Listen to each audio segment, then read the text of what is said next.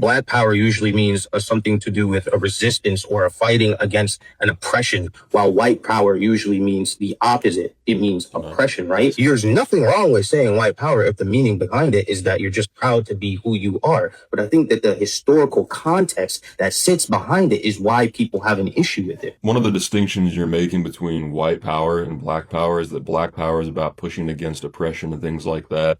But if you're talking about it in the context of America, that attribute could be much more applied to white power. You look at the Civil War, you look at the fact that we civilized the land that we live on, the fact that we evangelized the West, the fact that we fought against a tyrannical government to even found the country that you and I are living in. When it comes to like fighting against oppression and like standing up for people, that attribute is much more consistent with white pride throughout history. There is white people involved, but really and truthfully, it is due to the resistance of people who feel oppressed, or else there would be no change. But during the slave trade, white people weren't the oppressed ones. Who freed slaves? It was obviously the oppressors that freed slaves. More white people died in the pursuit of freeing slaves than black people did. If we're even talking about like on a world context, there's the whole splitting up of Africa and taking apart its entire infrastructure. The only places currently in the whole world that don't have slaves are white countries. Okay. There's slaves all over Africa. You can buy a slave right now for like $450. If you're talking about resource hoarding in reference to colonization, if you look at the differences between countries in Africa that were colonized by white people, they have a significantly higher quality of life compared to all the black African countries that weren't colonized by white people. So you could say that white colonizers hoarded the resources, but overall,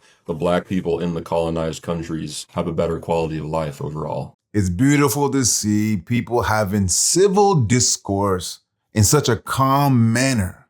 We don't need to like each other. We just need to respect each other.